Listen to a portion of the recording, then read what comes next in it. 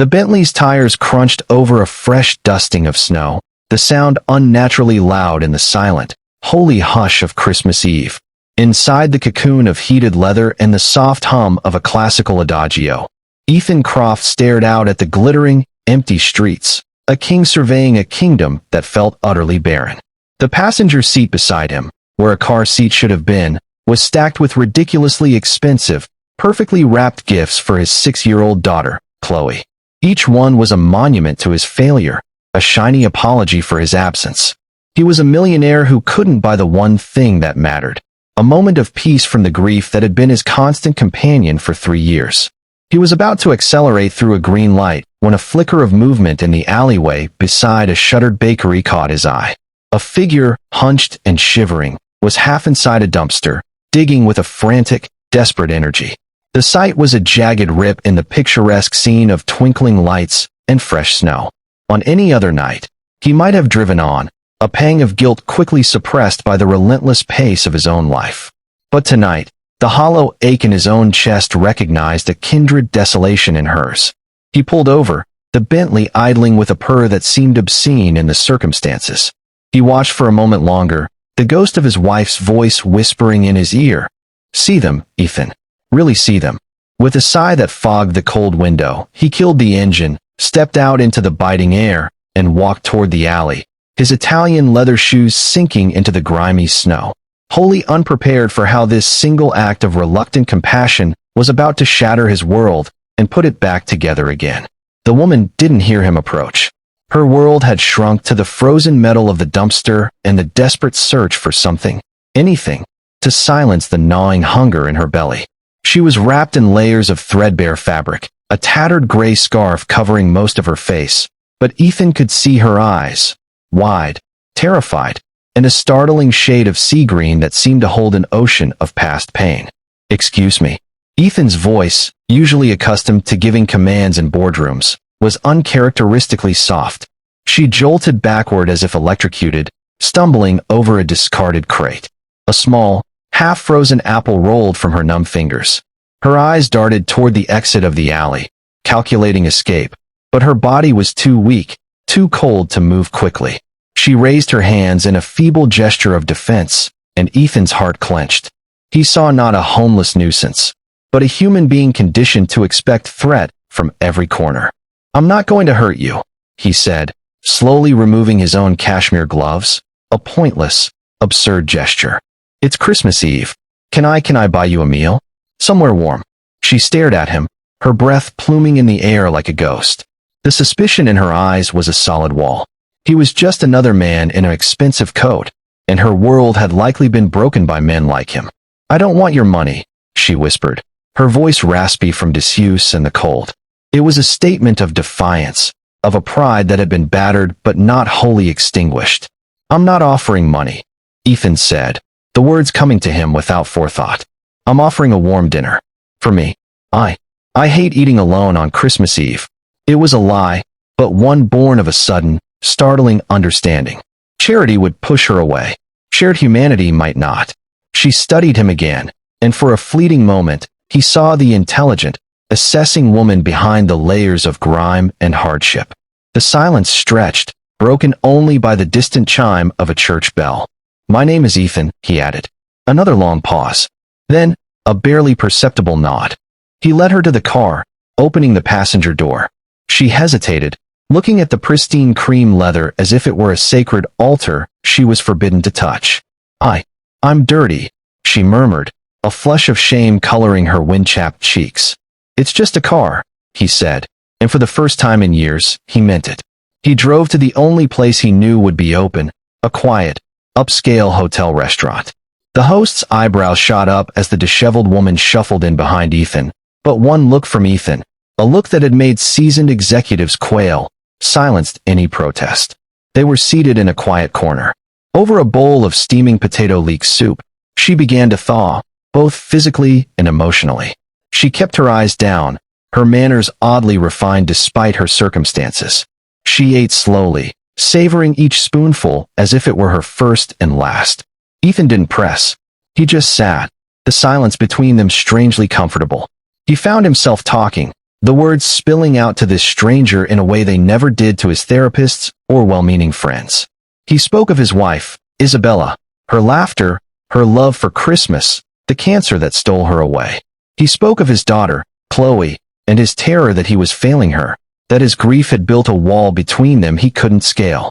The woman listened, her soup spoon stilling. When he finished, she looked up, and her sea-green eyes were filled with tears that mirrored his own. "My name is Clara," she said, her voice clearer now. "I wasn't always this." She gestured to her clothes. "I was a nurse. I had a life. A home." She took a shaky breath, the memory painful. "I had a patient. An elderly man. His family. They were vultures, waiting for his money. I saw them trying to coerce him, change his will. I reported it. I thought I was doing the right thing." Her voice broke. "They were powerful. They ruined me. Falsified records. Got my license revoked. I lost everything. My job, my apartment, my faith in people. It was easier to disappear than to keep fighting." She looked directly at him, and the raw, unfiltered truth in her gaze was devastating. "You asked what I was looking for in that dumpster. It wasn't just food. It was a small, stuffed elephant. My son. He had one just like it. It was the only thing he had with him when they took him into foster care." The confession hung in the air, a monument to loss that dwarfed his own self-pity. Ethan's world, which had felt so impossibly small and dark for so long, suddenly cracked open. His grief had been a private room he refused to leave. Clara's was a hurricane that had stripped her of everything. He reached across the table, his well-manicured hand covering her chapped, frozen one. "Clara," he said, his voice thick with an emotion he'd thought long dead. "You're not disappearing anymore. Not tonight." Ethan didn't take Clara to a shelter. He took her home.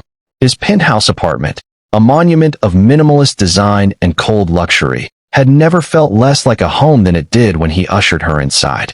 Chloe was asleep, cared for by a live-in nanny who stared, wide-eyed, at the disheveled stranger. "Draw a warm bath," Ethan instructed the nanny, his tone leaving no room for questions. "Find some of Isabella's old clothes." The mention of his late wife's name sent a familiar pang through him, but it was followed by a strange sense of rightness. Later, clean and dressed in soft, warm clothes that hung loosely on her frail frame, Clara looked like a different person. The wild fear in her eyes had receded, replaced by a dazed exhaustion. Ethan showed her to a guest room, the bed looking impossibly large and inviting. "Sleep," he said. "You're safe here." The next morning, Christmas Day, was a quiet revolution. Chloe, a bright-eyed little girl with her mother's curls, was initially shy around the stranger. But Clara possessed a natural, gentle calm that children instinctively trusted. She didn't try to force interaction. She simply sat quietly, watching Chloe play with her new toys. When Chloe struggled to assemble a complicated Lego set, her small face scrunching in frustration, it was Clara who gently moved to sit beside her on the rug. "Can I show you a trick?" she asked softly. "My son Leo, he loved Legos. We always started with the foundation first."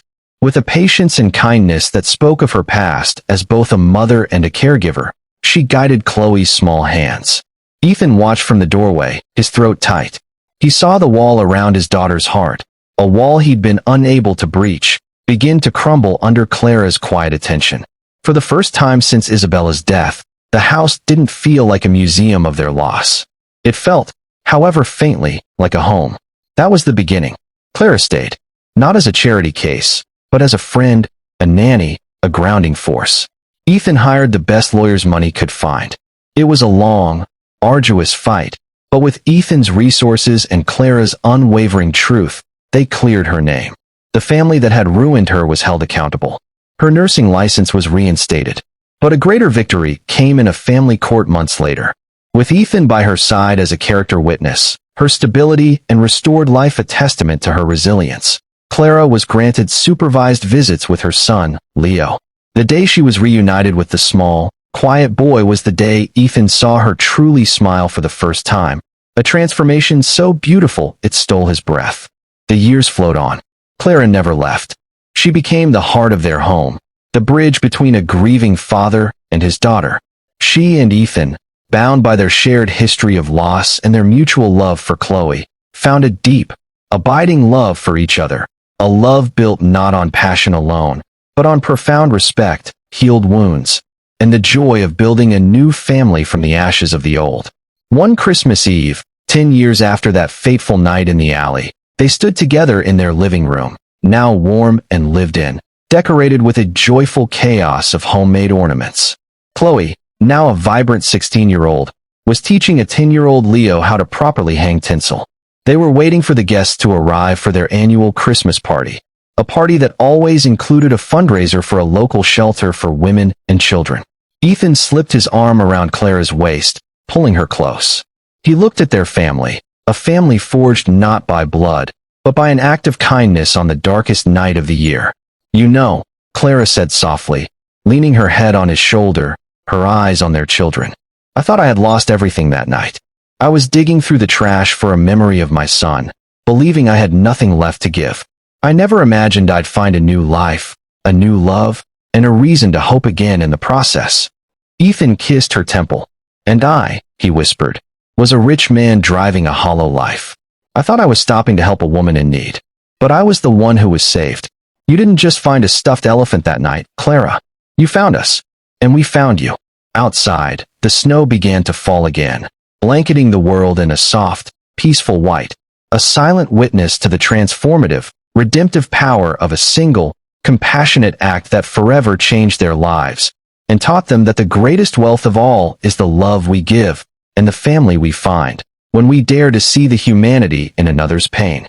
Moral of the story: true wealth is not measured in what you have, but in the kindness you offer, for a single act of compassion can heal two broken souls and build a family from the most unexpected beginnings.